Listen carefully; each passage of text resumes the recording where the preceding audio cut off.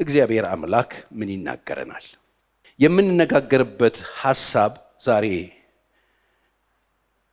በእግዚአብሔር ፊት በጣም ወሳኝ የሆነ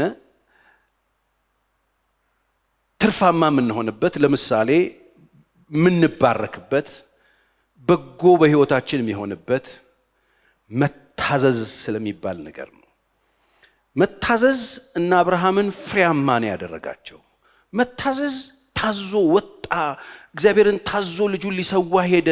እግዚአብሔርን በመታዘዛቸው ጸሎታቸው ተሰማ። ኢየሱስ እንኳን ነው የሚለው፣ ኢየሱስ እንኳን አምላኩን በመፍራቱ አባቱን በመታዘዙ ያለ ልክ ከፍ እንዳለ ጸሎቱ እንደተሰማ ይናገራል። በመታዘዝ ውስጥ ብዙ በረከት አለ።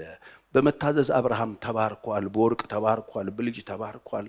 እግዚአብሔር በምድር በረከት ባርኮታል፣ በሰማዩ ባርኮታል። ባለመታዘዝና አዳምና ሔዋን ከኤደን ገነት ወጥተዋል፣ ተባረዋል፣ ራቁታቸውን ሆነዋል፣ ፈሪዎች ሆነዋል። ያለመታዘዝ ውጤት ይሄ ነው። ባለመታዘዝ ሁሉ የሚመጣው ምንድነው ካላችሁኝ? ክስ ነው። በመጀመሪያ የመጣው ክስ ነው። አንዱ አንዱን ብሌም ማድረግ፣ አንዱ አንዱን መክሰስ፣ አንዱ አንዱን በእግዚአብሔር ፊት ማሳጣት። እኔ አይደለም እሱ ነው። ይሄ ብቻ አይደለም። ፍርሃት። በኤደን ገነት ሰላም ቢኖሩ የነበረበት ቦታ የፍርሃት ቀጠና አረጉት ቦታውን። ፈሪዎች ሆኑ። ባለመታዘዝ ምን ይመጣል? ፍርሃት ይመጣል፣ ክስ ይመጣል፣ ራቁትነት ይመጣል፣ ሞት ይመጣል። ባለመታዘዝ ምንም ትርፍ የለም። በመታዘዝ ቢዘገይም እንኳን የሚፈጸሙ ተስፋዎች አሉ። በመታዘዝ የእግዚአብሔርን ሥራ እናያለን። በመታዘዝ መጨረሻችን ያምራል። በመታዘዝ ታይቶ የማይታወቅ ነገር እናያለን። ታዞ ወጥተው የከሰሩ የሉም። ሳይታዘዙ ግን የሄዱ የከሰሩ ብዙ ሰዎች አሉ። ስለዚህ እንዴት እንታዘዝ? እንዴት ነው ታዛዥ ሊሆን የምችለው? አንዳንድ ጊዜ እግዚአብሔር የማይመስል ነገር ያዛል። እኔ አንዳንድ ጊዜ ነገር ነው እንደሚፈልገው እስክትሉት ነገር የሚፈልግ ነው ይመስለው። ወጣቱን ባለሀብት ለምሳሌ ተገናኙ፣ ደስ አለው። በጣም ፈንዲሻ የሆነ ልጅ እኮ ነው፣ በፈገግታ የተሞላ ልጅ። ኢየሱስን ወዶት ነው የመጣው፣ አስተምሮቱ ደስ ብሎት ነው። አወሩ፣ ደስ አለው። ኢየሱስን በቃ መንግስተ ሰማይ መግባት እፈልጋለሁ። ታዲያ ችግር የለውም እኮ ሕጉን ነው መጠበቅ ሲለው፣ እሱንማ ከልጅነቴ ጀምሮ እኮ ነው የፈጸምኩት፣ ታዘዝ ነበር ሲለው፣ ኢየሱስ ደስ አለውና አንድ ትእዛዝ አዘዘው። ልጁ ደስ ብሎት ኢየሱስ ራሱ ምን ይላል? ወደደውና ይላል። ኢየሱስ ወዶት ሲወዳችሁ አያችሁ፣ ነገር ነው የሚፈልገው የሚመስለው። ከወደደ ዝም ብሎ ይዞ አይሄድም ወይ ነው? አዘዘው። ምን አዘዘው? ያለህን ሽጥና ምን ፊቱን የሚያጠቁር ትእዛዝ። ከባድ ነው። አብርሃምን አዘዘው። ምን? አንድ ልጅህን ይሄ የወደድከውን ጡት አስጥለህ ድግስ የደገስክበትን ህዝብ የጠራህበትን ብሔር ብሔረሰብ ጠርተህ ፌሽታ የምትረግጥበት ይሄ የምትወደው ልጅህን የምትወደው እንደሚወደው ያውቃል የምትወደው ልጅ አንዱን ልጅህን አምጣ ስጠኝ፣ ውሰድና መውረብ ተራራ ላይ ሰዋል። ነገር ይመስላል። ይሄ የፍቅር አይመስልም። ከአንዳንድ የፍቅር አይመስልም። ዘመኑን በሙሉ የለፋበትን ነገር አምጣና ለድሃ እጅ ላይ ከገባ እኮ በቃ ድሃ ምሽክ ነው የሚያደርጉት። በቃ ይበላል እኮ አስቀምጡት እኮ አይደለም ለድሃ ሰጠው ነው ያለው። ድሃ ከሰጠው ጥርግ ያርጎ ያልቃል፣ ይጨርሰው። ከባድ የሚወደው አይመስልም ትእዛዙ። ግን የታዘዘው አብርሃም እግዚአብሔር አዘጋጀለት የመስዋዕቱን በግ። ያልታዘዘው ብላቴና በጣም ትልቅ ነገር ሚስ አደረገ። የኢየሱስ ሐዋርያት መካከል አንዱ ነበር እኮ የሚሆነው።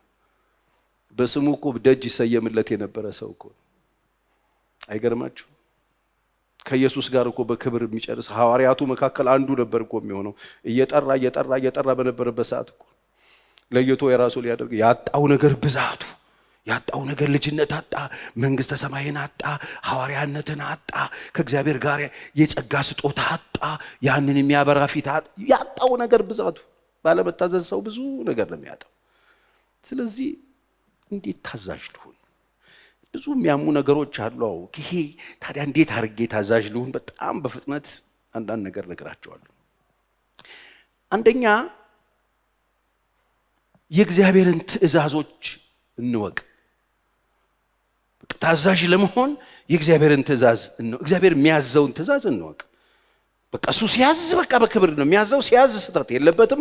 ቅድም እንደዘመር ነው የእግዚአብሔርን ቃል የእግዚአብሔርን ትእዛዝ እንወቅ። የእግዚአብሔርን ቃል ማወቅ በጣም ይጠቅማል፣ ታዛዥ ያደርገናል። ለዚህ ነው መጽሐፍ ቅዱስ ይኑራችሁ፣ እስክሪብቶ ይኑራችሁ፣ የራሳችሁ የኔ መጽሐፍ ቅዱስ የምትሉት መጽሐፍ ቅዱስ ይኑራችሁ፣ የምታነቡት መጽሐፍ ቅዱስ ይኑራችሁ። የእግዚአብሔርን ቃል አንብቡት፣ ባይገባችሁም አንብቡት። ለመረዳት እግዚአብሔር አስረዳኝ በሉና ጸልዩና አንብቡት። የእግዚአብሔርን ቃል የማታውቁት ከሆነ፣ የእግዚአብሔርን ቃል የማትማሩት ከሆነ፣ የእግዚአብሔርን ቃል ለመረዳት የማትፈልጉ ከሆነ በቀላሉ ማንም ሰው ቺት ያደርጋቸዋል። ዛሬ በጣም በየሚዲያው የምናያቸው በጣም ኮሚክ የሆኑ የአንዳንድ ሰዎች ትንቢት ይሁን፣ የአንዳንድ ሰዎች አገልጋዮች ትእዛዝ ይሁን፣ ሰዎች ላይ የሚሰሩት ቲያትር ይሁን፣ በጣም ተራ እኮ ነገር ነው። ትንሽ የእግዚአብሔርን ቃል ብናቀው የምናመልጠውን ነገር ነው። ባለማወቃችን በመጫወቻ እንሆናለን። ይሄ እኮ የእግዚአብሔር ቃል አያዝም ማለት እንችላለን። ምንም አይነት ነገር ሲነገር እንደ እግዚአብሔር ቃል ይነገር ስለሚል በእግዚአብሔር ቃል ፈተሽ እናረግ ነበር ትንሽዬ ነው ሀብ ይኖረን። ብዙዎቻችን ግን የእግዚአብሔርን ቃል አናወቅ። ለመታዘዝ ምን እናርግ? የእግዚአብሔርን ቃል እንወቅ፣ ትእዛዙን እናወቀው። መዝሙረኛው 119 ቁጥር 11 ላይ አንተን እንዳልበድል ቃልህን በልቤ ሰወርኩ ይላል። እንዳልበድል አያችሁ፣ ጌታን ላለመበደል በትክክል ለመኖር የሚያስፈልገው ምንድነው? በልባችን የምንሰውረው ቃል ነው። እግዚአብሔርን እንዳንበድለው ቤተክርስቲያን አይደለም የሚያስፈልገን፣ የእግዚአብሔር ቃል ነው። ቤተክርስቲያን መጣችሁ እየበደላችሁ ትኖር ትችላላችሁ። የእግዚአብሔር ቃል በልባችን ከሌለ፣ የእግዚአብሔር ቃል በውስጣችን ከሌለ፣ ማንሰማው ከሆነ፣ ማናወራው ከሆነ፣ ማናሰላስለው ከሆነ እንበድለዋለን። ቤተክርስቲያን መምጣታችን ዋስትና አይሆነንም። አንዳችን ለአንዳችን ብለን ልንመጣ እንችላለን። ባል ለሚስት፣ ሚስት ለባሉ ብሎ ይመጣል። ልጆች ለወላጆቻቸው ብሎ ይመጣሉ። ቤተክርስቲያን ቀረ እንዳይባል ከዛ ወጣችሁ እግዚአብሔርን ትበድሉ። ቃልህን በልቤ ሰወር፣ ምን እንዳላረግ አንተን እንዳልበድላል። አያችሁ፣ እግዚአብሔርን ቃል ማወቅ ከበደል ይጠብቃል፣ መታዘዝ እንድንችል ያደርገናል። 105 ቁጥር 130 ላይ እንደዚህ ይላል፣ ሕግ ለእግሬ መብራት ለመንገዴም ብርሃን ነው። አያችሁ፣ ሕግ ለእግሬ መብራት ለመንገዴም ብርሃን ነው። ሲሄድ ሕግ አለኝ። ሕግን ስለማቀው መንገዴ ላይ እንደ መብራት ነው የምጠቀምበት፣ እምረግጠውን ነው ማቅበት። ምኑ ሕጉ? የእግዚአብሔርን ሕግ ቃሉን ስለማቀው ለመንገዴ ብርሃን ሆኖልኛል። ብርሃን ነው። የጽድቅህን ፍርድ ጠብቅ ዘንድ ማልኩ አጸናሁም፣ እጅግ ተቸገርኩ። አቤቱ እንደ ቃልህ ሕያው አድርገኝ። አያችሁ፣ ለመጸለይም ራሱ ጸሎታችን ውብ እንዲሆን ካስፈለገ ራሱ የእግዚአብሔርን ቃል ማወቅ አለብን። ይሄ የሚለ እንደሱ ነው። ቃልህ ሕያው አድርገኝ፣ እንደ ቃልህ ሕያው አድርገኝ። ምን ማለት ነው? እንደ ቃልህ ሕያው አድርገኝ። ቃሉ ሕያው ነው፣ የሚሰራ ነው፣ በሁለት ወገን የተሳለ ስለታም ሰይፍ ነው። እንደ ቃልህ ሕያው አድርገኝ። አቤቱ ከአፌ የሚወጣውን ቃል ውደደው። ከአፌ የሚወጣው ራሱ እንዲወደድ ቃልን ውደድ። ፍርድህንም አስተምረኝ። ነፍሴ ሁል ጊዜ በእጅ ውስጥ ናት፣ ሕግህን ግን አልረሳውም ይላል። የሚያስታውሰው ሕግ አለው። ሕግህን ግን አልረሳውም። ኃጢአተኞች ወጥመድ ዘረጉብኝ፣ በትእዛዝህ ውስጥ ናት፣ ሕግህን ግን አልረሳውም። ኃጢአተኞች ወጥመድ ዘረጉብኝ፣ ከትእዛዝህ ሕግን አልሳትኩም። ሕግህን ስለማቀው አልሳትኩም። እንደ ቃልን የመለስኩት አልሳትኩም። የልቤ ደስታ ነውና ምስክርህን ለዘላለም ወረስኩ። የልቤ ደስታ ነው ያንተ ሕግ ወረስኩ ለዘላለም። ለፍጻሜም ትእዛዝህን አደርግ ዘንድ ልቤን አዘነበልኩ። ትእዛዝህን ለማድረግ ነው ልቤን ያዘነበልኩት። ለመታዘዝ ከፈለጋችሁ የእግዚአብሔርን ቃል ስሙ፣ ሕጉን ስሙ፣ ሐሳቡን ለመረዳት ሞክሩ። ቁጭ በሉና ተማሩ። መማር ባትችሉ አንብቡት። መንፈስ ቅዱስን ግለጥልኝ በሉትና እንደሱ ነው የሚለው። ወደድኩ። አንተ ረድኤቴ መጠጊያዬ ነህ፣ ቃልህንም ተማመንኩ። እናንተ ኃጢአተኞች ከኔ ራቁ፣ የአምላኬንም ትእዛዝ ልፈልግ። ዞር በሉልኝ፣ እኔ የአምላኬን ትእዛዝ ልፈልግ። እንደ ቃልህ ደግፈኝ፣ ሕያውም እሆናለሁ። አያችሁ፣ ስትጸልዩ ራሱ ምን እንደምትጸልዩ ከጠፋባችሁ እንደ እግዚአብሔር ቃል መጸለይ ትችላላችሁ። ቃልህ እኮ እንደዚህ ይላል፣ በዚህ መሰረት ደግፈኝ ማለት እንችላለን። ይኸውላችሁ፣ ጸሎት የጠፋባችሁ፣ የጸሎት ድርቅ የመታችሁ ወና የሆናችሁ ሰዎች ተንበርክካችሁ ቁጭ ብላችሁ ሂሳብ የምትሰሩ፣ ተንበርክካችሁ ጸሎት የጠፋባችሁ፣ ተንበርክካችሁ የሚባል ነገር የጠፋባችሁ ሰዎች የእግዚአብሔርን ቃል ስሙ። የእግዚአብሔር ቃል በልባችሁ ይኑር። ሆንኩ ከተስፋዬም አልፈር ራኩ። እንደ ቃል ደግፈኝ፣ ሕያውም እሆናለሁ። ከተስፋዬ አልፈር፣ እርዳኝ፣ እጸናለሁም። ሁልጊዜ ስርዓትህን እመረምራለሁ። ቁጭ ሲል የሚመረምረው ሰዎችን አይደለም፣ ስርዓትህን ነው የሚመረምረው፣ ቃልህን ነው የሚመረምረው። እመረምራለሁ።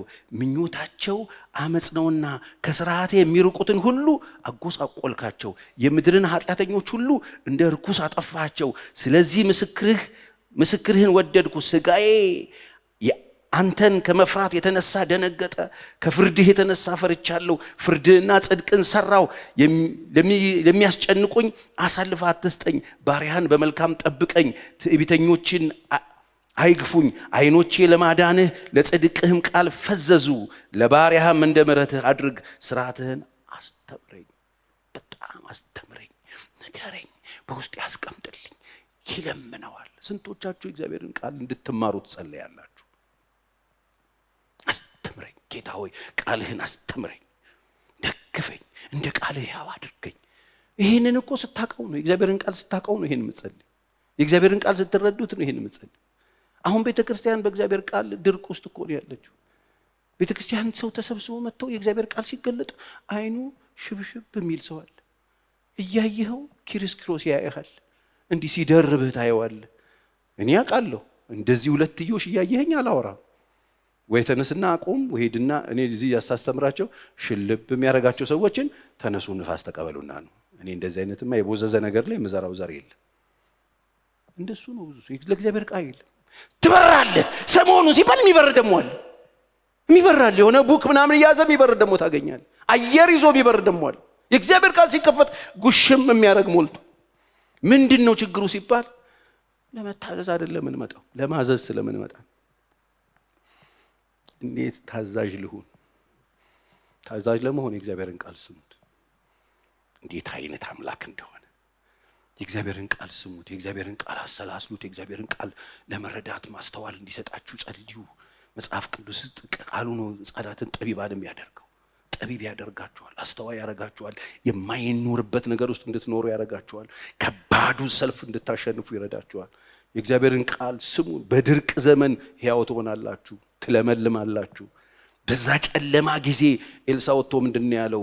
ሕፃን ልጅ እየተበላ ያለበት፣ ኩስ እየተበላ ያለበት፣ አደገኛ ጦርነት የነበረበት፣ ሰልፍ የነበረበት ሀገር ትርምስ ውስጥ በነበረች ጊዜ ወጥቶ የእግዚአብሔርን ቃል ስሙ ነው ያለው። ወገኖቼ በጭንቅ ጊዜ መደገፊያችን፣ መውጫ በሌለው ጨለማ ውስጥ መውጫችን፣ ማለፊያችን፣ መነሻችን፣ ክፉን ቀን የተሻገርንበት ማነው? እሱ የእግዚአብሔር ቃል። እኔ ተሻግሬያለሁ። ዛሬ እኮ ቆሜ ሳወራችሁ ስለሆነልኝ ሕያው የሆነ የእግዚአብሔር ቃል አጥንቴ ውስጥ ገብቶ ሲያጠነክረኝ፣ ነገሮች ሳይለወጡ ነገሮችን መለወጥ የምችልበት ጥበብ የሰጠኝ ማለፊያዬ መሻገሪያ የሆነ የእግዚአብሔር ቃል ነው። የእግዚአብሔር ቃል ነው። ስለዚህ ለመታዘዝ ምን ላድርግ? ታዛዥ ለመሆን የእግዚአብሔርን ቃል ስሙት። የእግዚአብሔርን ሕግ ለመረዳት ሞክሩ። ትእዛዙን ለመረዳት ሞክሩ። የሚለውን ለመስማት ሞክሩ። ፈትኑኝ እኮ ያለው እግዚአብሔር በቃሉ ፈትኑኝ። በቃ በዚህ ፈትኑኝ ከፈለጋችሁ። በምን ቃሉን ሰጥቶ ፈትኑኝ። ይሄን አድርጎ ይሄን ባላደርግ ፈትኑኝ። እግዚአብሔር ራሱ ፈትኑኝ የሚል አምላክ በምኑ ነው ፈትኑኛል? በቃሉ። እግዚአብሔር ቃል ሕያው የሚሰራ ነው። ለምንድነው ህይወቴ ላይ ያልሰራው? ለምንድነው እኔ ላይ ተጽዕኖ ያልፈጠረው? ሲልድ ሆነ እንደ ቴኒስ ኳስ እየመለስከው ቂው ቂው ቂው ቂው ያረከው ተዘርቶ ካልበቀለ ህይወት ውስጥ ካልተቀመጠ ደሱ እኮ ነው የሚለው። ሙሴ ከሞተ በኋላ ኢያሱን ያለው ምንድነው? በመትሄድበት መንገድ ሁሉ እንዲሳካልህ እንዲከናወንልህ ከፍ እንድትል ከፈለክ፣ ከሙሴ ጋር እንደነበርኩ ካንተ ጋር እንደሆን ከፈለክ የዚህ ህግ ቃል ካፋ አይል የተጻፈውን በቀንና በሌሊት አሰላስል ጠብቀው። ወገኖቼ እንዴት ታዛዥ ልሁን? የእግዚአብሔርን ቃል ስሙት። የእግዚአብሔር ቃል ቦታ ይኖራችሁ። ምንድነው ቀናችሁ ላይ ቁጭ ስትሉ የምታሰላስሉት? ጥፍር የምትበሉበት ጉዳይ ምንድነው? ምን እያሰላሰላችሁ ነው? ምን እያሰባችሁ? ያስታውቃል። ሰው ቁጭ ብሎ የሚያስበው ያስታውቃል። ቁጭ ብሎ ሰው ሲጨነቅ የሚውለው ምን እያሰበ ነው? ምን እያሰበ? የእግዚአብሔርን ቃል እያሰባችሁ በፍጹም ልትጨነቋችሁ። እያሰባችሁ ያላችሁት ከሌ ምን ለማለት ፈልጎ ነው? ቅድም እንደዛ የተናገረው ነገር ነው። እሱ ነገር መብላት ይባላል። መጽሐፍ የሚለው የእግዚአብሔርን ቃል ነው። አመስኩት፣ አመንዥጉት። የተነገራችሁ አይደል? በደንብ ውሰዱት። ከቻላችሁ እየጻፋችሁ ውሰዱትና ከዛ ደግሞ ቁጭ ስትሉ ማመስኳት፣ ማመዥንግ። ከብቶች ፍፍስ ያደርጉትና ሁለት ነው አሉ ጨጓራቸው ስብስብ ያደርጉትና ያስቀምጡና ማታ ቁጭ ሲሉ እያወጡት የሚያደርጉ ያመነዠጉት ማይሆነውን ያወጡታል፣ ማይረባውን ይጥሉታል። ሰውነትም የሆናቸው እሱ። ታመነዥጋላችሁ ወይ? ከቸርች ከሄዳችሁ በኋላ የምታመነዥጉት ምንድን ነው? አይገርምሽም? የለበሰችው ቀሚስ ግን እኔ አልወደድኩት። አይቷል፣ ከኋላ ክፍት ነው። ቸርች ቆይቶ ማለት ሲያመነዥጉ ምን ለማለት ፈልጎ ነው? ቅድም እንትናን ጨብጠው እንትናን እንደዚህ ሃይ እንደዚህ በግንባሩ አለ። ወሬኛ እኮ ነው። ከቸርች መልስ የተሰማው ቃል ዛሬ ምን ተሰማህ አንተ? ምን ተማርክ? ምን ዛሬ ወሰንክ በህይወትህ? ዛሬ እግዚአብሔር ከተናገረው ነገር ምን ይዛል? ላልዬ ደስ ይለኛል። መጨረሻ ላይ ብዙ ጊዜ ያስብለናል። ምንድነው የተማርከው? የቀረልህ ነገር ምንድነው? ቤተክርስቲያን ከመጣችሁ የእግዚአብሔርን ቃል ስሙ፣ ከሰማችሁ ደግሞ እሱን አመንዥጉት። የሚጠቅማችሁ እሱ ነው እንጂ የሆነ ትሪክ የሚሰራ ሰውዬ እዚህ ጋር መጥቶ ትሪክ እየሰራው እንደዚህ ኢንሰርት ውጥት አድርጌ እርግብ አላረግም ምን ይላርግላችሁ እንዴ? እንደዚህ ያወጣው እርግብ ከዚህ ውስጥ ብሎ እሳት ልጥፋ እንደ ድሮ እንዳባባ ተስፋዬ ያረጉ እሳት ይጠፉ ነበር። ተስታውሳላችሁ? ተስፋዬ ሳህሉ ሰርከስ ሰሪ ነበሩ። በእኛ ጊዜ ሰርከስ ይሰሩ ነበር። እርግብ ያለ ከዛ ከዚህ ላይ 50 ሳንቲም ላንሳለህ። ቸርች እኮ ሰው ይመጣው እንደሱን ተምታቶበት ማለት ወገኖች፣ የቸርች የእግዚአብሔርን ቃል የምንሰማበት፣ በጋራ አብረን የምናነብበት፣ አምላካችንን በጋራ የምንሰማበት፣ ለነጋችን ስንቅ የምንሰንቅበት፣ ሰው ከቤቱ ሲመጣ አይበቱን ይዞ በስነ ስርዓት አቅማዳውን ይዞ መጥቶ በአቅማዳው ይዞ ለመሄድ የሚሰበሰብበት ቦታ ነው። አሁን ግን መልካችን እየተቀየረ፣ የቸርች መልኳ እየተቀየረ፣ ውድድራችን ሁሉ ሌላ ሆኗል። እዛ ጋር የሆነ ሰው ትሪክ ሲሰራ ከሱ በተሻለ ሁኔታ ሌላ የሚሰራ ሰውዬ እንደ ሸንኮራ አጠና እየቆረጠ አጠና ያድላል። በዛ በኩል ጨርቅ ያድላል፣ በዛ በኩል በሶ። ምንድነው የቀረው? ጨው አለ፣ ባለ ዘይት አለ፣ ባለ በርበሬ አለን፣ ባለ ወጥ አለን፣ ባለ ባንክ ቡክ አለን። ምንድነው የቀረው? አሁን ወገኖቼ የእግዚአብሔር ቤት የምትመጡት የእግዚአብሔርን ቃል ልትሰሙ ነው። እግዚአብሔር ቤት የምትመጡት የእግዚአብሔርን ስራ ልትሰሩ ነው፣ መንግስቱን ልትሰሩ ነው። እስቲ አሜን በሉ። እንደሱ ነው። ልጨርስላችሁ። ቁጥር 125 እኔ ባሪያ ነኝ እንዳስተውል አድርገኝ። እኔ ባሪያ ነኝ እንዳስተውል አድርገኝ። አስተዋይ የሚያደርገን ማን ነው? ራሱ እግዚአብሔር ነው። አድርገኝ፣ ምስክርህንም አውቃለሁ። ለእግዚአብሔር የሥራ ጊዜ ነው፣ ሕግህን ሻሩት። ስለዚህ ከወርቅና ከዕንቁ ይልቅ ትእዛዝን ወደድኩት። ከወርቅም ከዕንቁም በላይ ትእዛዝን ወደድኩት። ስንቶቻችሁ ናችሁ ከወርቅና ከዕንቁ ከቁሳቁስ በላይ የእግዚአብሔርን ትእዛዝ ፍለጋ የመጣችሁት? ዳዊት የሚለን ከወርቅም ከዕንቁም ትእዛዝን የፈለግኩት። እኔ ስመጣ አንተ ጋር ወደ ቃል ስመጣ ከወርቅም ከዕንቁም ይልቅ ትእዛዝን የሻትኩት፣ እሱን የፈለግኩት። ለምን? ወርቅም ዕንቁም የሚያልፍ ነው፣ የማያልፈው ቃልህ ነውና። አሜን። ስለዚህ ወደ ትእዛዝ ሁሉ አቀናው። በቃ የሚሻለኝ ከወርቅም ከዕንቁም ስለሆነ ወደ እሱ አቀናው። የአመፅንም መንገድ ሁሉ ጠላሁት። አሁን የጽድቅ መንገድ ፍለጋ ነው የመጣሁት። መንገድህን አሳየኝ። ምስክሮቼ ድንቆች ናቸው፣ ስለዚህ ነፍሴ የፈለገቻቸው። የቃል ፍቺ ምን ያደርጋል? ያበራል፣ ሕፃናትንም አስተዋይ ያደርጋል። የቃል ፍቺ ነው አስተዋይ የሚያደርገው። ሕፃንን ሰው አስተዋይ ያደርጋል ፍቺው።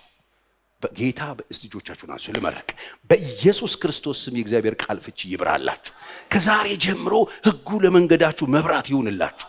በማየት የምትንቀሳቀሱ እግዚአብሔር ያርጋችሁ። አይኖቻችሁን እግዚአብሔር ይክፈትላችሁ። ስለዚህ አንድ ሰው ምን እንደሚታዘዝ ካላወቀ ህይወቱ ችግር ውስጥ ነው። ምን መፈለግ እንዳለበት ካላወቀ ህይወቱ አዳጋች ነው የሚሆነው። ስለዚህ መጽሐፍ ቅዱስን አንብበው። እንዴት ታዛዥ ልሁን ካላችሁ ለማንም እኮ አይደል፣ ለእግዚአብሔር። በነገራችን ለእግዚአብሔር ካልታዘዛችሁ ለመሪ አትታዘዙ። ለእግዚአብሔር ካልታዘዛችሁ ለቤተክርስቲያንም አትሆኑ። እመኑኝ። ለእግዚአብሔር ካልታዘዛችሁ ለትዳራችሁም አትሆኑ፣ ለእርስ በርስ ግንኙነታችሁም አትሆኑ። አይጠቅማችሁ። በጣም ወሳኝ የሆነው ነገር ለትዳራችን፣ እርስ በርስ ላለን ግንኙነት፣ ለቤተክርስቲያናችን፣ ለአገልግሎታችን፣ ለቀሪ ምድር ህይወት ቆይታችን ሁሉ ጠቃሚው የእግዚአብሔርን ቃል መስማት። በመታዘዝ ውስጥ ያለውን ክብርና በረከት መረዳት እንችላለን፣ አይናችንን ጌታ ስለሚከፍት። አሁን እኮ በመታዘዝ ምንም እንደምናተርፍ አናውቅም። በመታዘዝ የሚናገኘውን ጥቅም ስለማናቀው መታዘዝና አለመታዘዝ እኩል ይሆኑብናል፣ ስለማንረዳው ነው። ሲገባን ግን አይናችን ይከፈታል። በመታዘዝ ውስጥ ያለውን በረከት ባይገባንም እንኳን በመታዘዝ ውስጥ ያለውን በረከት እግዚአብሔር እንደሚሰጠን እናውቃለን። ኢየሱስ እኮ አልገባውም እኮ የሆነ ቦታ ላይ አባቶ ብትወድች ጽዋ ከኔ ተለፍቆ ብሎ ታፍ ነው እንዲያልፍለት እኮ ነው የጸለየው። እንዲያልፍለት ነው የጸለየው። መከራው እንዲያልፍ፣ ያ ጽዋ እንዲያልፍ፣ ያ ምሬት እንዲያልፍ፣ ያ በጣም የሚያስጨንቀው ነገር እንዲያልፍ ነው ኢየሱስ የጸለየው። ግን አለ ግን አባት ሆይ የኔ ፈቃድ እንዳይሆን ያንተ ፈቃድ ሲለው የኔ ፈቃድ ልጅ ያለው መስቀሉን ተሸክመ ሄደ እንድትሞት ነው አለው።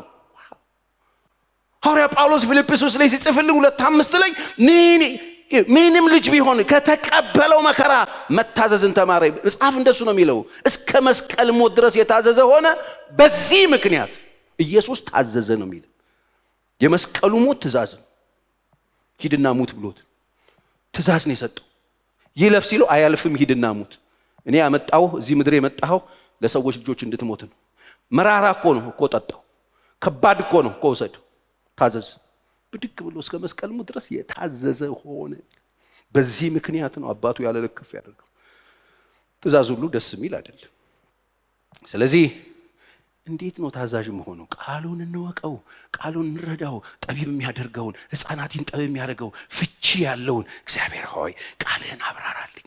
ቃልህን እኔ ይውላችሁ በምድር ላይ ያለፉትን 30 ዓመት ኦልሞስት ጌታን አገልግያለሁ። በጣም ምንድነው የሚያስደስት ብትሉኝ መጽሐፍ ቅዱስ እያነበብኩ የሆነ ነገር ሲገለጥልኝ፣ የሆነ ነገር ሲገባኝ እንዴት ደስ እንደሚል የሰማይ አምላክ እግዚአብሔር የዚህ የቃል ፍቺን ያብራላችሁ።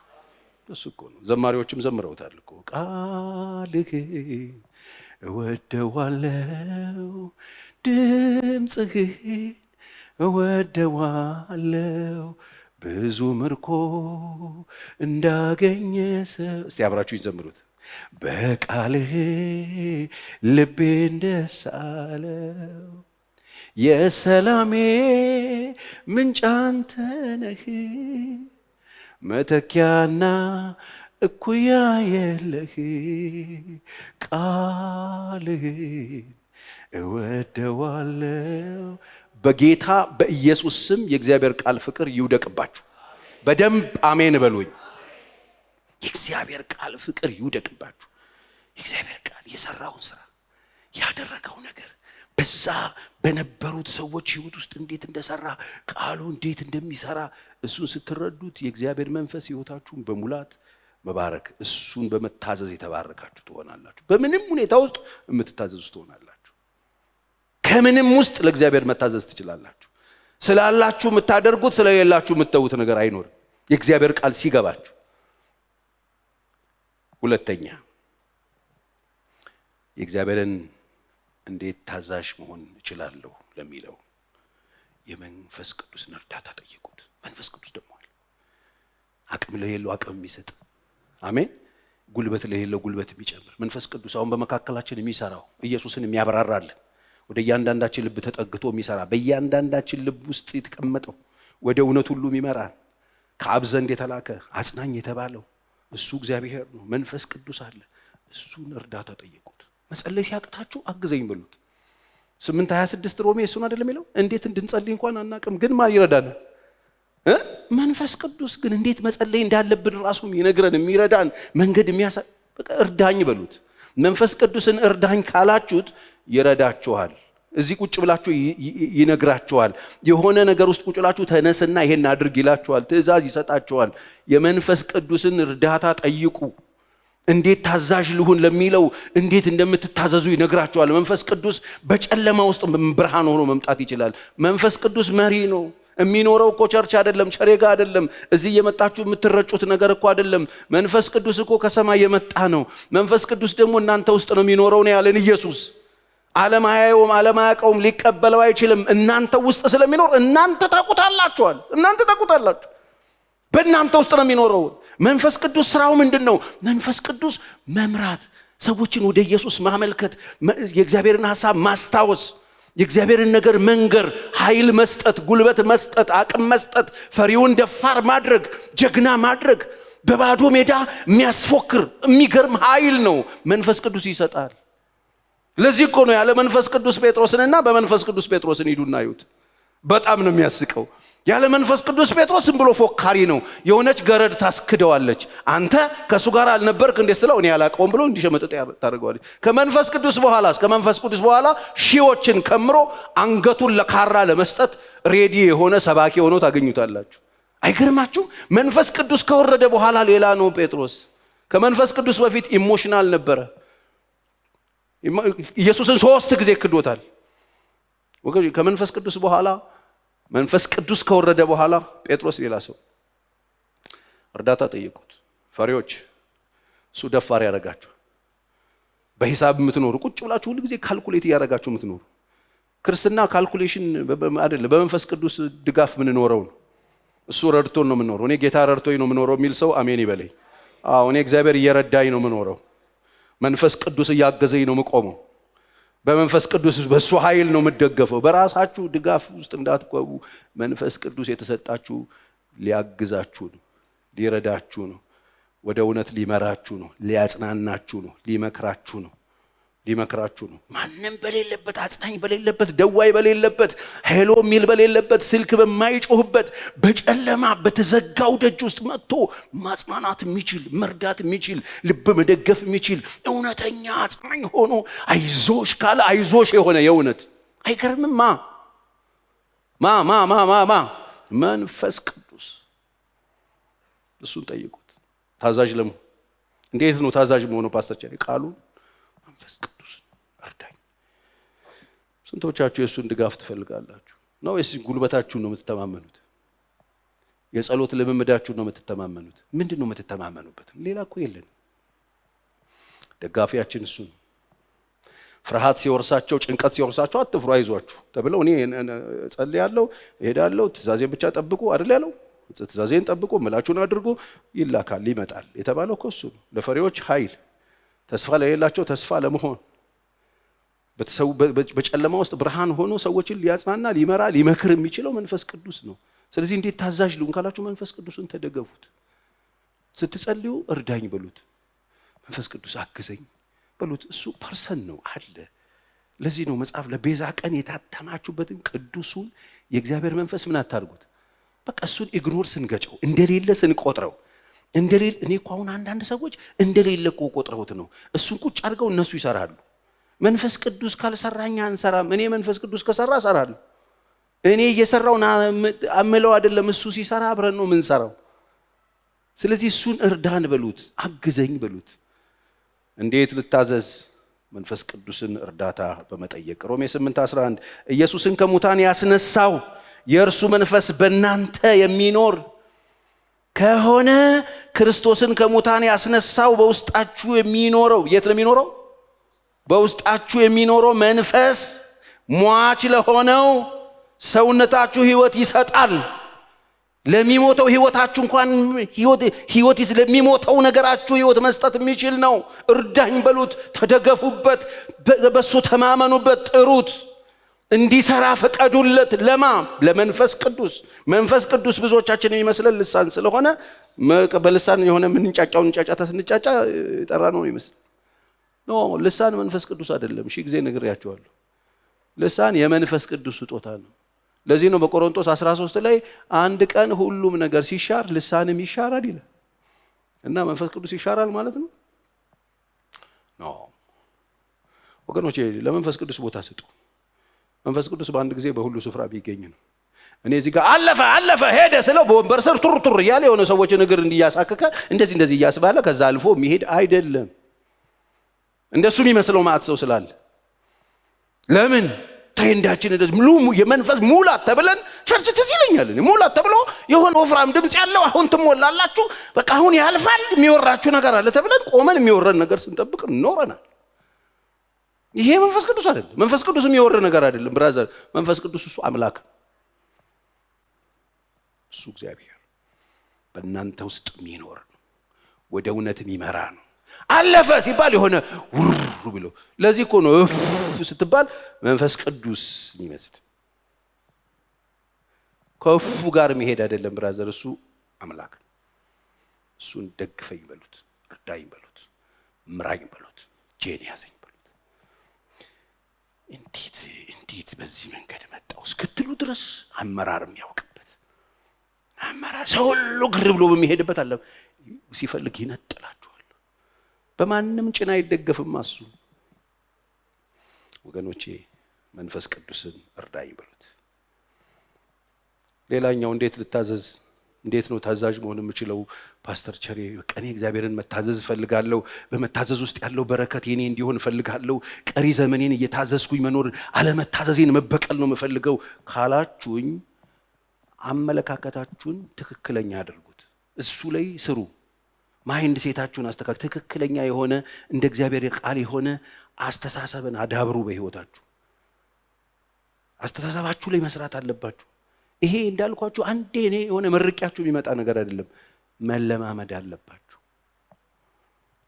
ትክክለኛ አስተሳሰብ ማዳበር አለብን።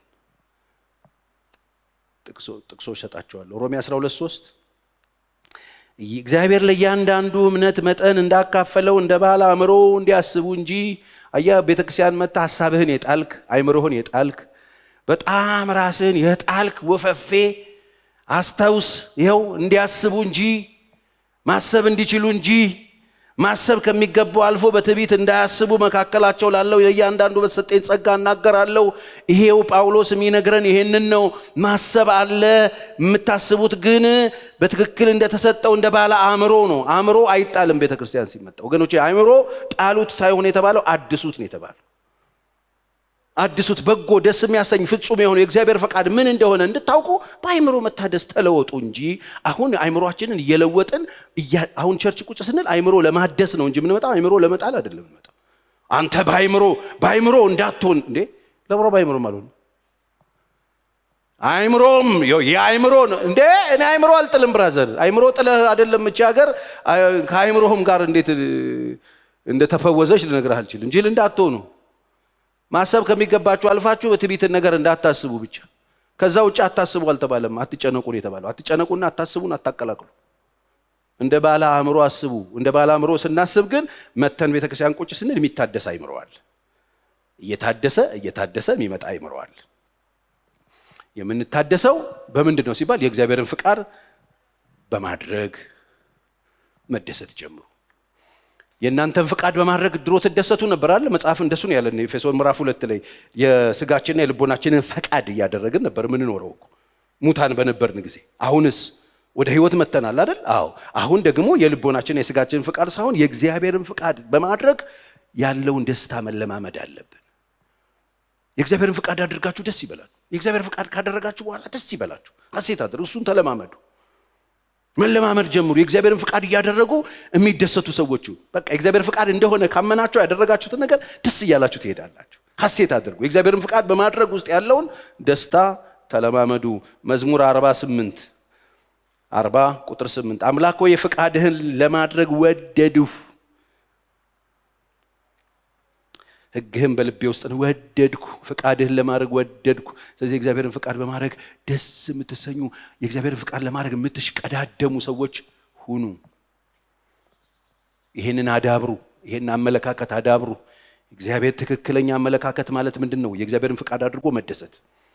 የእግዚአብሔር ፍቃድ ከሆነ በኋላ የኛ ፍቃድ አይደለም እኮ ያደረግነው፣ የስጋችንን ፍቃድ አይደለም ያደረግነው። የእግዚአብሔርን ፍቃድ ካደረግክ በኋላ ደስተኛ መሆን መለማመድ። በቃ ይሄ ማለት ህይወትን እያስተካከልከው ነው፣ እያዳበርክ ነው፣ አእምሮህ እየታደሰ ነው ማለት ነው። የድሮ አእምሮ ምንድን ነው? ፈቃድህን አድርገህ ነበር የምትደሰተው። እግዚአብሔርን የሚያሳዝን ነገር አድርገህ ትደሰት ነበር። የአሁኑ አእምሮ ምንድን ነው? የእግዚአብሔርን ፍቃድ አድርገህ ትደሰታለህ። ልዩነቱ ይሄ ነው። ዛሬም የራስህን ፍቃድ እያደረግክ መደሰት ከሆነ የምትፈልገው ተሳስተሃል። የመጣህበት ቦታ ትክክለኛ ቦታ አይደለም። የመጣነው የእግዚአብሔርን ፍቃድ በማድረግ የምንደሰትበት ሰፈር ነው። የእግዚአብሔርን ፍቃድ በጥንቃቄ መፈጸም ተለማመዱ። እንዴት ነው የምናዳብረው? በቃ በጥንቃቄ መለየት። በጋብቻ ጉዳይ እግዚአብሔርን ፍቃድ፣ በስራችን ጉዳይ እግዚአብሔርን ፍቃድ፣ ምንም አይነት ነገር ስናደርግ ትክክለኛ እግዚአብሔርን ፍቃድ መጠየቅ ማወቅ። አለበለዚያ ሳናቀው የሰይጣንን ፍቃድ፣ የሰዎችን ፍቃድ፣ የራሳችንን ፍቃድ እያደረግን ዘመናችን ሊያልቅ ይችላል። ስታደርጉ የሰዎችን ሳይሆን የሰይጣንን ሳይሆን የራሳችንን ሳይሆን የእግዚአብሔርን ፍቃድ በትክክል ለማድረጋችን እርግጠኛ የምንሆን ቅድም መንፈስ ቅዱስን እርዳታ ከጠየቅን በኋላ አሁን ልናዳብር ነው ማለት ነው። አሁን የእግዚአብሔርን ፍቃድ ማድረግ አመለካከታችን እየተለወጠ ሊመጣ ስለሆነ እሱ ላይ ጠንቃቆች መሆን አለብን። እግዚአብሔርን ካደረጋችሁ በኋላ ደስ ይበላችሁ። እኔ እኮ ሳትቆጩ እንድትሞቱ ነው እኮ ማወራላችሁ። አንዳንድ ሰዎች ጨርስ ያረጉትና ዘመናቸውን መጨረሻ ላይ ወይኔ መጣው እንዳትዘጋብኝ በሩን እያሉ ሲዘምሩ አግኝቻቸዋለሁ። ጨርሰው በራሳቸው ፈቃድ፣ በሰዎች ፈቃድ፣ በአጋንንት ፈቃድ ህይወታቸው ሞልተውት በልቦናና በስጋቸው ፈቃድ ዘመናቸውን ጨርሱት። ባልታደሰ አእምሮ የእግዚአብሔርን ስም በውሸት እየጠሩ ኖረው ፊሽካ ተነፍቶ ይወጣሉ። እኔ እያወራሁ ያለሁት ከዛሬ ጀምሮ የእግዚአብሔርን ፈቃድ ለማድረግ ራሳችሁን ስጡ። እሱን መለማመድ አለብን እየለየን በጥንቃቄ ነው። እሱ ዝም ብሎ የእግዚአብሔር ፈቃድ ዝም ብሎ የሚመጣ ነገር አይደለም። የእግዚአብሔርን ቃል ስናቅ ነው ይሄ የሚገባን። መንፈስ ቅዱስን ስንደገፈው ይሄ ነገር ግልጽ ይሆንልናል። የምናደርገው ነገር የእግዚአብሔር መሆኑን እርግጠኛ እንሆናለን።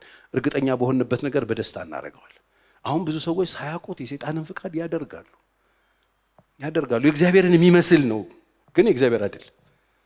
በቃ በደንብ እያስታጠቁ ያሉ ሽብርተኛ እያስታጠቁ ያሉ ክርስቲያኖች አሉ።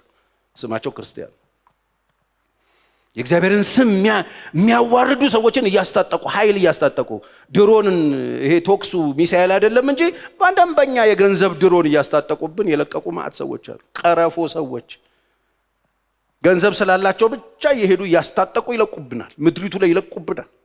በድፍረት ሰዎቹ ደግሞ እንደፈለጉ ያቀረሻሉ እየወጡ። ማን ያስታጠቃቸው ብትሉ ያስታጠቋቸው ግለሰቦች አሉ። እነዚህ እግዚአብሔርን ፈቃድ የማያውቁ ምን እንደሆነ እግዚአብሔርን ፈቃድ የማይረዱ ሰዎች አስታጥቀው ያወጣቸው። ስለዚህ ማስተዋል እግዚአብሔር ይስጠን፣ በጥንቃቄ መፈጸም አለብን። ዘዳግም 26:16 አምላክህ እግዚአብሔር ይህንን ሥርዓትን ፍርድን ታደርግ ዘንድ ዛሬ ያዝሃል። አንተም በፍጹም ልብህ በፍጹም ነፍስህ ጠብቀው አድርገው ይላል።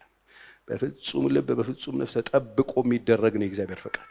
በጣም በደስታ ካደረግን በኋላ በደስታ እንድንጨርስ። ስለዚህ መታዘዛችሁን ከልብ አድርጉ። ስትታዘዙ ደግሞ አዳብሩ ነው ያልኩት። አሁን አእምሮአችን እየታደሰ ሲመጣ ይህንን እያዳበርን እንመጣለን። ስንታዘዝ በደስታ ከልባችን የእግዚአብሔርን ነገር ማድረግ ከልባችን፣ አገልግሎት ቢሆን ከልባችን፣ መስጠት ቢሆን ከልባችን ማድረግ፣ የምናደርገውን ነገር ሁሉ ከልባችን የእግዚአብሔር ፈቃድን እንደ ነገሩ ባናረገው ጥሩ።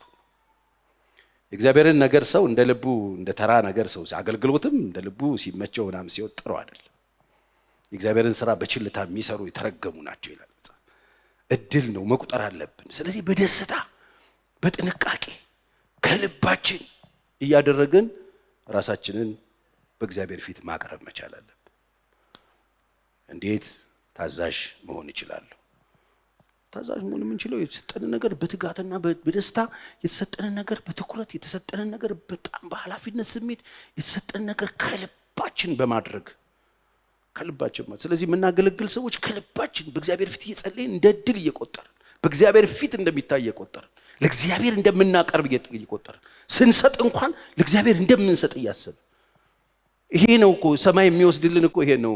በምድር ላይ ያሉትን ነገሮች እኮ ነው ከሰማይ ጋር ያሰፋቸው። ለዚህ እኮ ነው በምድር ላይ ያለውን ጸሎት ለታይታ ስትጸልዩ አይሰማም ነው ደሞዞ አለን።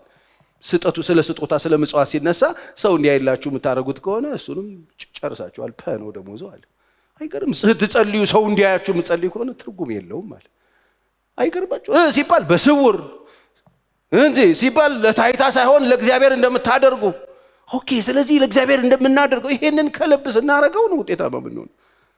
ከልብ ካላረግነውስ ባልተለወጠ አይምሮ የምናረገው ከሆነስ ጸሎታችንም ለታይታ ጸሎተኛ ለመባል፣ ስጦታችንም ለታይታ ጸጪ ነው ለመባል፣ በቃ ደሞዛችንን እዚሁ ተቀባብለን ጨርሰን ከእግዚአብሔር ዘንድ ምን ማጠብቁ። ስናገለግልም አገልጋይ ለመባል አይደለም በእግዚአብሔር ፊት ሰው አየኝ አላየኝ ሳንል እኔ ያደግኩት ጸሎት አገልግሎት ውስጥ ነው። በፊት በጣም የሚያጓጉ ኃይለኛ ሪቫይቫል በነበረበት ጊዜ እኛ የመድረኩ ታችኛው ክፍል ይሄ ቤዝመንት ነው እና እዚህ ስር ነው ተንበርከን ያለ ነው። ውጪ ሲል አንዳንድ ከኛ ጋር ይጸልዩ የነበሩ ያጮት ሰምተው ሹልክ እያሉ ሄደው ለማየት ይፈልጉ ነበር። በተከፈለ ልብ አይቻልም ውጡ ብለን እናስወጣ ነበር። እናንተ ጸልዩ በቃ የኛ ጸሎት ስራ እንደሚሰራ እናምን ነበረ። ከልብ ሲሆን ሰው ያይናል አይንም የጸለየው ነው ማንም አያቀድም። ለእግዚአብሔር በእግዚአብሔር ፊት ነው የሚደረገው። ምናረገውን ነገር ሁሉ በእግዚአብሔር ፊት እናድርገው፣ ከልባችን እናድርገው፣ ከልብ እናድርገው። ግዴላችሁ አምልኳችን ከልብ ይሁን፣ መሰጠታችን ከልብ ይሁን፣ አገልግሎታችን ከልብ ይሁን፣ የምናደርገው ነገር ከልብ ይሁን። በቃ አገልጋይ ነኝ ምናምን ትርጉም የለውም። ከልባችን እናድርገው። ወደ ቸርች ስንመጣ ከልባችን ስትመጡ ምን ቆይ እንዴት ነው ወደ ቸርች የምትመጡት? እኔ እንደዚህ አይነት ትሬንድ የለኝ። እኔ ወደ ቸርች ሲሄድ ነግሬያቸዋለሁ። እኔ በጣም በትጋት በጣም የምታወቅ ሰው ነኝ። የሆነ ቡኒ ቦርሳ አለኝ። ቡኒ ቦርሳ ውስጥ ቀይ እስክሪብቶ፣ ጥቁር እስክሪብቶ፣ አረንጓዴ እስክሪብቶ አለ። 2 አጀንዳ አለ። መጽሐፍ ቅዱስ አለ። እሱን ይዤ ቤተክርስቲያን ሲሄድ የእንትን ቸርች የሉትራን ቸርች ሲሄድ የሉትራን ቸርች እንትን መጻፊያ ሌላ ነው። የቤተል መካነ ኢየሱስ ሌላ ነው።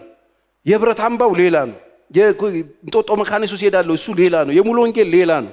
እስክሪብቶቹ ምጽፍበት እንትኖቹ ሉኮቹ በቃ ሲሄድ እንትን ዛሬ እግዚአብሔር ዛሬ እዛ ምን ይናገረኛል ብዬ በተዘጋጅ ከልቤ ነው የምሄደው።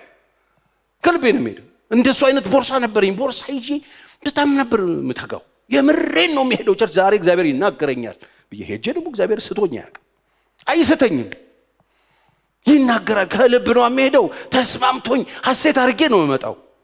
አንዳንድ ጊዜ አብረውኝ የነበሩ ሰዎች የለመዱ የድሮ አገልጋዮች ናቸውና እና አብረን ወተን ካፌ ምናምን ስንቀመጥ በጣም ነው ምደነግጥ የነበረው። ከዛ ያማሉ ሰው ቴብል ላይ በጣም ደነግጣለሁ። ከቸርች መልስ በጣም ነው ምደነግጠው። ማለት ለምደውት ነው ለካ። አስተያየት ነው የሚሰጡት። በስብከቱ ላይ አስተያየት ይሰጣሉ። እኔ እኮ በስብከቱ ተምሬያለሁ። እነሱ ይሄ ምንም አልተቀባም ምን ያሉት ሰውዬ እኔ 9 ነጥብ ጽፌያለሁ። 9 ነጥብ እግዚአብሔር በሰውዬው ውስጥ አልፎ ተናግሮኝ። ወገኖቼ ከልባችሁ ከሆነ እግዚአብሔር ይናገራችሁ። እስቲ አሜን። ከልብ እኔ ከልቤ ነው የሚሄደው። ከዛ ስንከራተት ዛዚ ስል አንዳንድ ጊዜ ትራንስፖርት ምናጣለን እና እንትን አንድ ጓደኛ ነበረኝ። አሁን ወደ ጌታ ሄደዋል። ጋሺሳ ይባላል። እዚህ ከዚህ በፊት መጥቶ ያውቃል። ሽማግሌ ጓደኛ ጥላ ገዛልኝ። እሱ ትልቅ ጥላ አለው፣ አረንጓዴ ቢጫ ቀይ ምናምን። ለእኔም ጥላ ገዛልኝ እና በስነ ስርዓት ልብሴን ለብሼ በዚህ በኩል ቦርሳ ይዤ ጥላ ይዤ ነበር የሚሄደው። መንገድ ላይ ስታገኙ ትልቅ ጥላ ነበረኝ። ካፌ እንዲህ ሳደርገው የሆነ ካፌ ቁጭ ያልኩ ነበር መስለው አውቶቡስ ስጠብቅ ገበዳ ጥላ ይዤ ገበዳ ጥላው ጥላ እና ይወስ 3 4 ሰው ነው ደባል አስገባለሁ ነበር ይጥል። እኔ እና እሱ መንገድ ላይ ስንሄድ ዝናብ ይዞ ሁለታችንን ገበዳ ጥላ ይዘን ነበር ብንሄድ። ከልቤ ነው። አይ ዛሬ ዝናብ ነው ብዬ አልቀርም። ጥላ ነበረኝ ቸርች መሄድ። ዝናብ ሲመጣ ቸርች ትሄዳላችሁ? ኦ ዛሬ ዝናብ ነው አይደል? ሆዴን ሊያመኝ ነው መሰለኝ። ነገ ቸርች አመጣም። ነገ ሮብ ነው። ነገ ሮብ ማታ ያመኛል። ወገኖቼ እንዴት ታዛዥ ልሁን? ከልብ አድርጉት። ከልብ የምታረጉትን ከልብ ስትጸልዩ፣ ከልብ ስታገለግሉ፣ ከልብ ስትሰጡ፣ ከልብ ስትሰሙ፣ ከልብ እግዚአብሔር የነገራችሁን ስትሰምታችሁ ስታደርጉ ስትንበረከኩ ከልብ እግዚአብሔር እንደሚሰማችሁ አምናችሁ በሁለት ሐሳብ የሚያወላውል ይላል እኮ መጽሐፍ። ከእግዚአብሔር ዘንድ አንዳች አያገኝ። ከልብ እግዚአብሔርን ከልባችን የምናደርገው ነገር አንደኛ የእግዚአብሔርን ነገር በደስታ እየሰራን ነው። አይምሮአችን ታድሷል። እንዲህ አይደለም። የእግዚአብሔር ስራ እኮ የትልቅ ሰው ስራ እኮ እንደ ነገሩ እኮ አይደረግም ወገኖች፣ አይደረግም እኮ። ሴት ድርሽ ላይ እኮ በጣም ጠንቃቃ ነሽ አይደል? እንደ ነገሩ ምንድነው ሽንኩርት አላጣችም ስለምትባይ ልጥል በደንብ ነው የምትልጪው። የባህለው ብቻ በየቦታው ስትሄዱ እኮ ትጉ ናችሁ። እግዚአብሔር ቤት ላይ ግን እንዴት መዝረክረክ እንዳለ እንዴት እኔ አያገባኝም። እኔ ከማስተማር ውጪ እኔ እናንተ ህይወት የራሳችሁ ምርጫችሁ ይከበርላችኋል። ግን ፍጻሜ ያለው ሁሉም እንደ ስራው ይከፈላል። እንደ ስራው መጠን የተባለው። ስለዚህ ምን እየነገርከን ነው? ከልብ ስሩ። የሰው ልብ አታውርዱ። አብራችሁ የምትጸልዩ ሰዎች በሰዓት ተገኙ። አብራችሁ የምታገለግሉ ሰዎች በጊዜ ተገኙ። የመጡትን ሰዎች ልብ አታውርዱ። ቀድሞ የተገኙትን ሰዎች የምታመልኩ ሰዎች በጊዜ ኑ። በእግዚአብሔር ፊት በጊዜ ተገኙ። አብራችሁ ጸልዩ። የሚጸልየውንም የሚያጸልዩም ሰው ልብ አታውርዱ። አብረው የሚያገለግሉ ሰዎች ይዳከማሉ በእናንተ ምክንያት ማለት ነው። ስለዚህ እኔ ምን አረኩ ልትሉ አትችሉም። የሰው ልብ አታውርዱ። በስርዓት ስሩ። ከልብ ስሩ። ከልብ አድርጉ። ይኸው ነው። እንዴት ልታዘዝ? ንጹህ በመሆን ራስን በማንጻት በየጊዜው ራሳችንን በንጽህና በመጠበቅ። ለዚህ ነው ዮሐንስ ታስታውሳላችሁ፣ አንድ ዮሐንስ ብዙ ጊዜ የማነሳው የእግዚአብሔር ልጆች ተብለን እንድንጠራህ እንዴት ያለ ፍቅር እንደሰጠን እንዲሁም ነን አይደል? እንዲሁም ነን። አሁን የእግዚአብሔር ልጆች ነን። ገና ምን እንደምንሆን አልተገለጠ። ቢገለጥ ደግሞ እርሱ እንዳለ እናየዋለን። እርሱ እንድንመስል እናውቃለን ይላል። በእርሱም ይህን ተስፋ የሚያደርግ እርሱ ንጹህ እንደሆነ ራሱ ምን ያደርጋል? ያነጻል። ራሳችሁን አንጹ። ከትናንት ዛሬ አንጹ።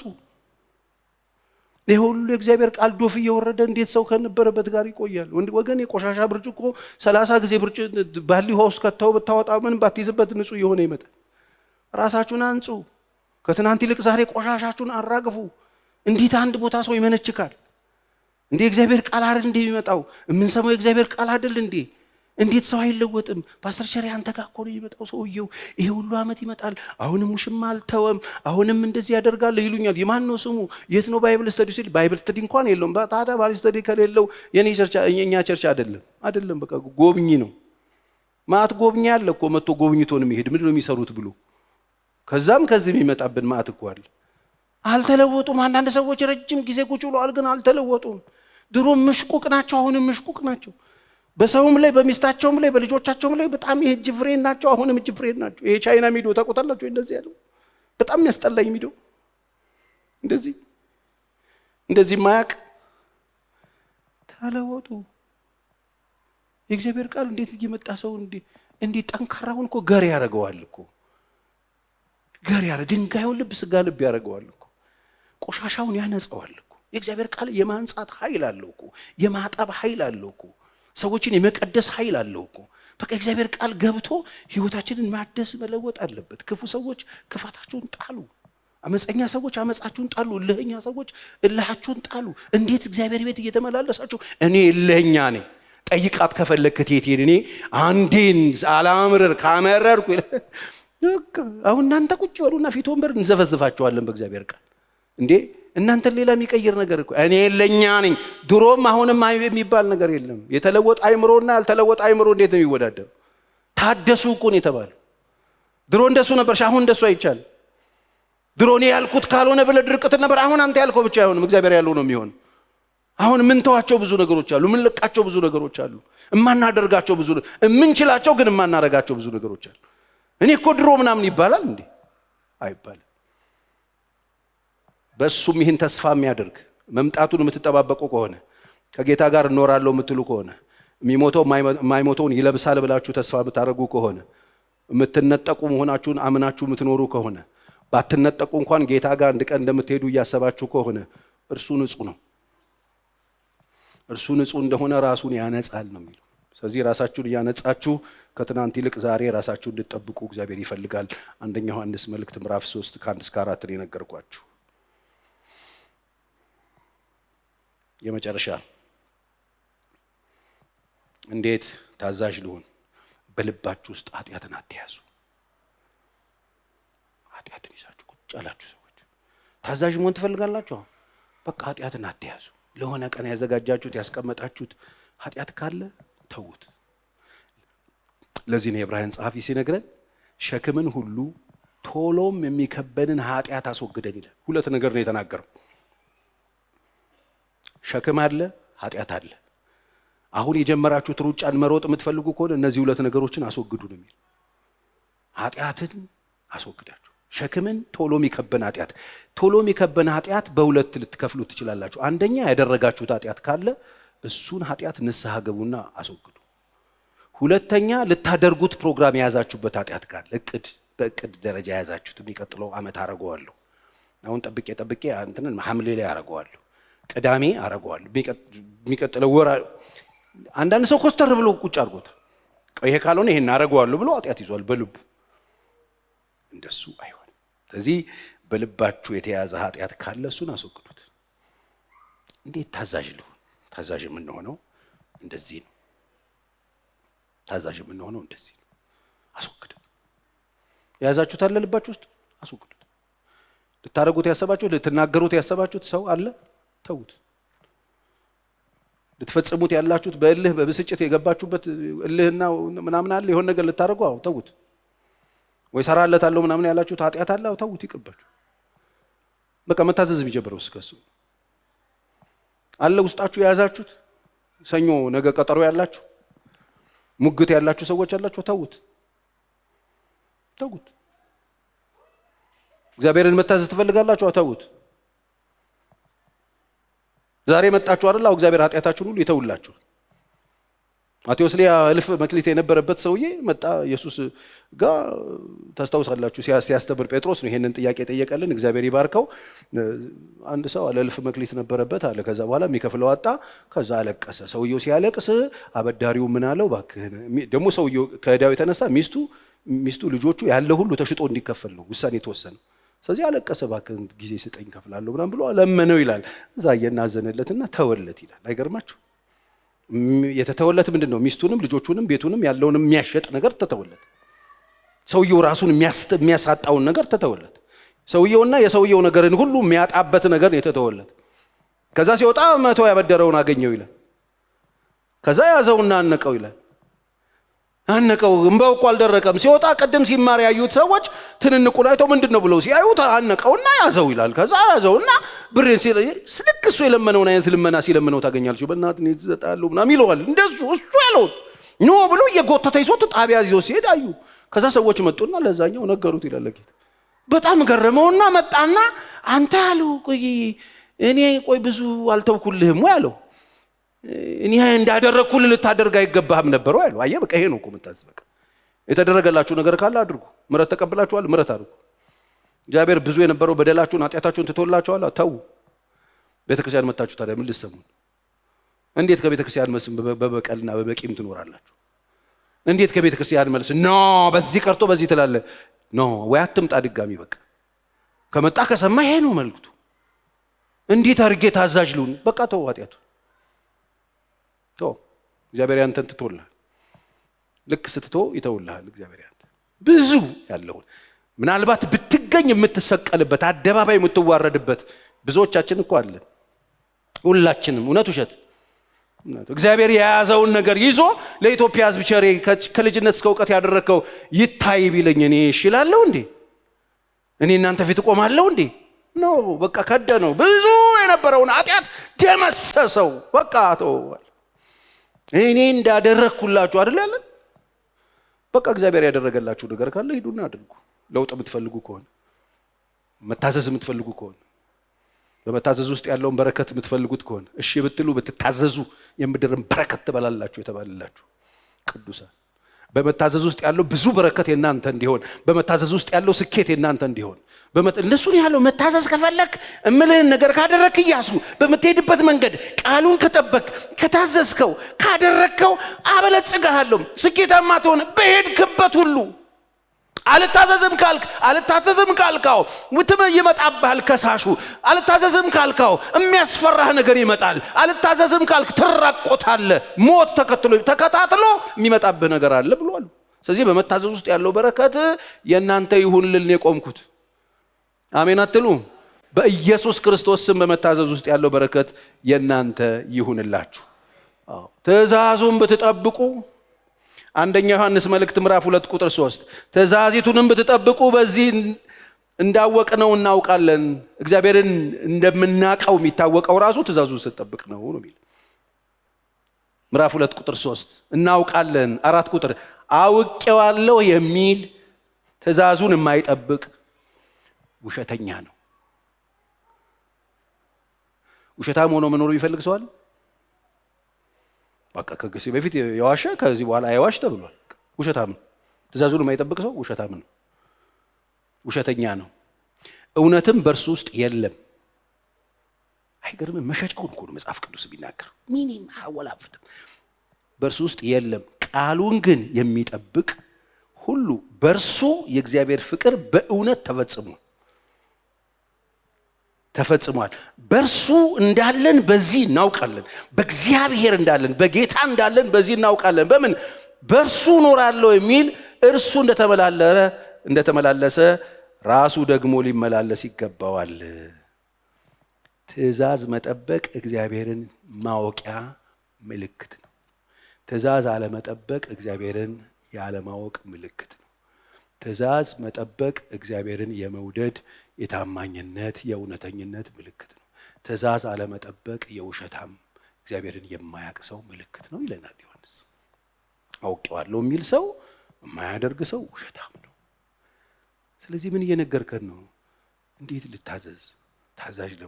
ታዛዥ ለመሆንማ ፈቃዱን ማድረግ ነው፣ ቃሉን መጠበቅ ነው። መንፈስ ቅዱስን መደገፍ ነው፣ መለማመድ ነው፣ አይምሮአችንን ማደስ ነው፣ እግዚአብሔር የተወልንን መተው ነው። ስለዚህ መቼ እንታዘዝ? የሚቀጥለው ዓመት ይሻለናል? የሚቀጥለው ሳምንት? መቼ እንታዘዝ? አሁን እንታዘዝ ወይስ በኋላ? ማን ነው አሁን የሚል? እስቲ አሁን የምትሉ እሺ፣ መቼ እንታዘዝ? መቼ ፈቃዱን እናድርግ? የሚቀጥለው ሳምንት እናድርግ? ዛሬ? መቼ አይምሮአችን ይታደስ? የሚቀጥለው ዓመት ነው? ዘንድሮ? በሉልኛ፣ ዘንድሮ በቃ። ስለዚህ አሁን ነው የምንታደሰው፣ አሁን ነው የምንለውጠው። ምን አድርገን? አይምሮአችን። ለእኛ ደስታ ሳይሆን እግዚአብሔርን ደስ የሚለውን ነገር እናደርጋለን። ሰውየው የራሱን ደስታ ሲፈልግ ሰው አነቀ። የራሱን ደስታ ሲፈልግ። የጌታውን ፈቃድ ግን ቢፈልግ ኖሮ ጌታው ያለው ምንድነው? እኔ እንዳደረግኩልህ ልታደርግ አይገባህም ነበር ወይ ያለው። ስለዚህ ጌታ የሚጠብቀን ያደረገልንን እንድናደርግ ነው። እግዚአብሔር አድርጎልኛል የምትሉት ነገር አላችሁ እናንተ ሰዎች? እስቲ እግዚአብሔር አድርጎልኛል የምትሉት ነገር ያላችሁ ሰዎች በቃ እሱን ያደረገላችሁን አድርጉ። አሜን በሉኝ።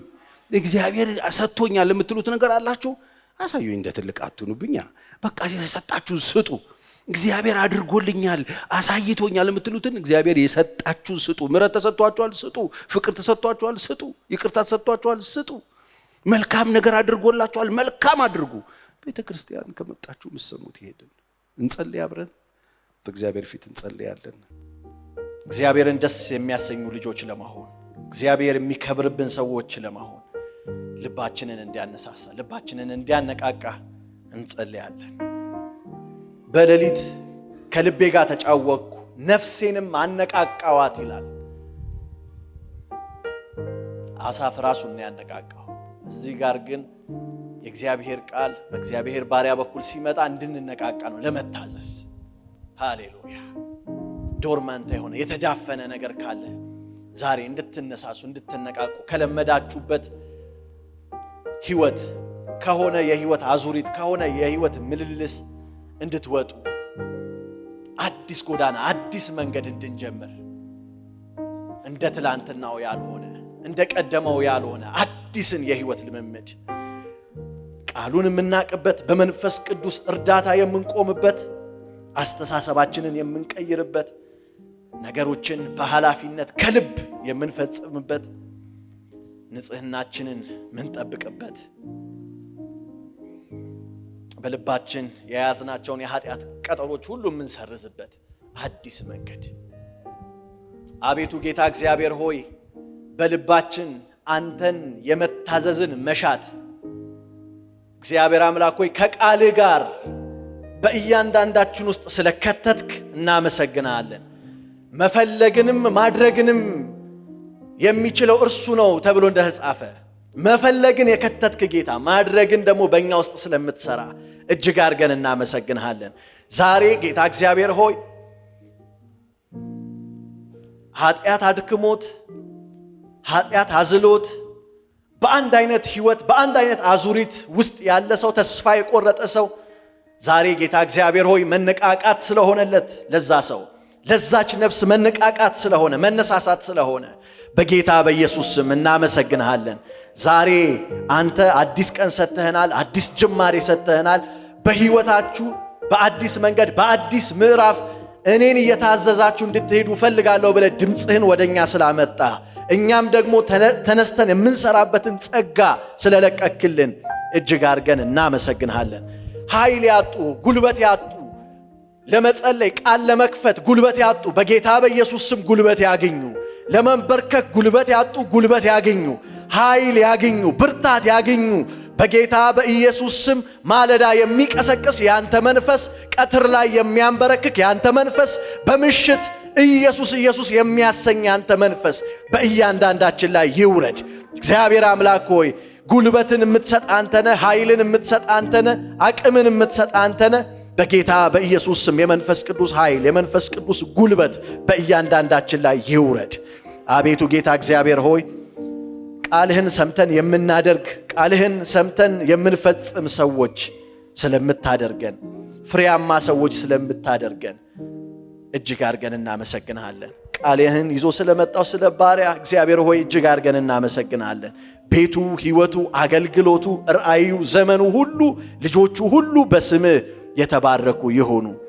ክብር ላንተ ይሁን በጌታ በኢየሱስ ስም። እንግዳ ነኝ እኔ ስኖር በዚች ዓለም ሀብቴም በሰማይ ነው በዚህ ምንም የለም መላእክት ይጠሩኛል ከሰማይ ደጅ ከፍተው ከእንግዲህ ይህ ዓለም ፍጹም ቤት አይደለም ታማኝ ወዳጅ እንዳንተ እንደሌለ ጌታ ሆይ ታውቃለህ እኔን የሚያጽናና መላእክት ይጠሩኛል ከሰማይ ደጅ ከፍተው ከእንግዲህ ይህ ዓለም ፍጹም ቤት አይደለም። እንደ እንግዳና እንደ ምጽአተኞች በእንግድነት ሀገር ስትኖሩ በፍርሃትና በጸጥታ ኑሩ ተብሎ እንደተጻፈ የሰራዊት አምላክ እግዚአብሔር በጸጥታና በእረፍት ያኑራችሁ። እንደ እንግዳና እንደ ምጽአተኝነት የምትኖሩበትን ጥበብ እግዚአብሔር ይስጣችሁ። ከክፉ ነገር ሁሉ ይሰውራችሁ። ከፊታችሁ መልአኩን ይስደድላችሁ። ጉዳዮቻችሁን ይፈጽምላችሁ። ትልሞቻችሁን፣ ራእዮቻችሁን የምትፈጽሙበት አቅምና ጉልበት ይስጣችሁ። እግዚአብሔር አምላክ በሄዳችሁበት ስፍራ ሁሉ መልካምን ነገር ከእናንተ ጋር ያደርግላችሁ። በወንድሞቻችሁ የተወደዳችሁ ያደርጋችሁ። ተቀባይነት የምታገኙ ያደርጋችሁ። ጸሎታችሁ ይሰማ። የነካችሁት ይባረክ። ክፉ ነገር ከመንገዳችሁ ይራቅላችሁ። ያያችሁ ይራራላችሁ። ያያችሁ ይዘንላችሁ። በነገር ሁሉ አምላኬ እንደ ባለጠግነቱ መጠን በክብር በክርስቶስ ኢየሱስ የሚያስፈልጋችሁን ሁሉ ይሞላባችኋል። እጁ ከእናንተ ጋር ትሁን። አንድ ቀን በክብር በመንግሥተ ሰማይ እንገናኝ። ደህና ዋሉ።